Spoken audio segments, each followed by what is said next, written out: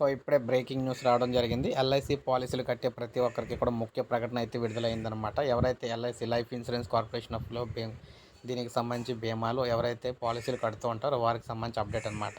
Policy పునరుద్ధరణ, నచ్చిన card ఎంపిక, అక్టోబర్‌లో మార్పులైతే వస్తున్నాయన్నమాట. సో అయితే మొత్తం మీద చూసుకున్నట్లయితే నచ్చిన కార్డు ఎంచుకోవచ్చు. వినియోగదారులు తమకు నచ్చిన పేమెంట్ నెట్వర్క్‌ను రూపే గానీ, వీసా గానీ, మాస్టర్ ఎంచుకునే వెసులుబాటును రిజర్వ్ బ్యాంక్ ఆఫ్ ఇండియా తీసుకొచ్చింది. అక్టోబర్ 1న డెబిట్ లేదా క్రెడిట్, ప్రీపెయిడ్ కార్డు ఇలా ఏ కార్డు కావాలన్నా బ్యాంకులు నిర్ణయించవు.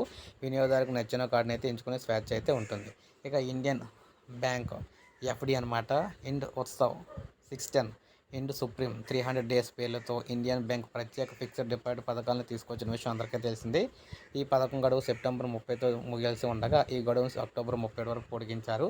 అమృత్ మహోత్సవ గడువు మళ్ళీ కూడా ఐడిబిఐ బ్యాంక్ 375 రోజులు, 444 రోజులు గడువుతో అమృత్ మహోత్సవ్ ఎఫ్‌డి పథకాలను గతంలోనే ప్రవేశపెట్టింది. అనేకసార్లు పొడిగించిన ఈ డిపాజిట్ను అక్టోబర్ 31 వరకు పొడిగించారు. ఇక పాలసీల పునరుద్ధరణకు ఛాన్స్. ల్యాప్స్ అయిన పాలసీలు అంటే ఎల్ఐసీలు అనమాట. ఎవరైతే ఎల్ఐసీ కడుతున్నారో వారికి ల్యాప్స్ అయిన పాలసీలను పునరుద్ధరణ కోసం life insurance corporation of India ప్రత్యేక కార్యక్రమాన్ని తీసుకొచ్చింది. సెప్టెంబర్ 1న ప్రారంభమైన ఈ కార్యక్రమం గడువు అక్టోబర్ 31తో ముగుస్తుందన్నమాట. పాలసీల పునరుద్ధరణకు ఆలస్యంతో కూడా ఎల్ఐసి రాయితీ అయితే ఇస్తుంది. ఇక కొత్త టీసీఎస్ రూల్స్ అయితే రావడం జరిగింది. ఇంటర్నేషనల్ డెబిట్ కార్డులు వినియోగించి విదేశాల్లో చేసే చెల్లింపులపై మూల పన్ను వద్ద టీసీఎస్ సంబంధించి కొత్త నిబంధనలు అనేవి అక్టోబర్ 1 నుంచి అయితే అమల్లోకి రానున్నాయి.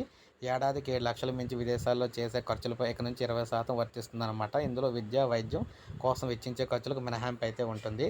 ఇక బర్త్ సర్టిఫికేట్తోనే జనన మరణాల నమోదు చట్టం 2023 ఈ ఏడాది అక్టోబర్ 1 నుంచి దేశవ్యాప్తంగా అమల్లోకి అయితే రానుంది. దీని ప్రకారం దేశంలో జనన మరణాలన్నీ కూడా ఇకపై ఆన్లైన్లో నమోదు కానున్నాయి. అలాగే విద్యా సంస్థల అడ్మిషన్లు, డ్రైవింగ్ లైసెన్స్ జారీ, ఓటర్ జాబితా, ఆధార్ నెంబరు, వివాహ నమోదు, ప్రభుత్వ ఉద్యోగుల నియామకాల కోసం జనన ధృవీకరణ పత్రాన్ని సింగిల్ డాక్యుమెంట్‌గా అయితే ఉపయోగిస్తూ ఉంటారన్నమాట.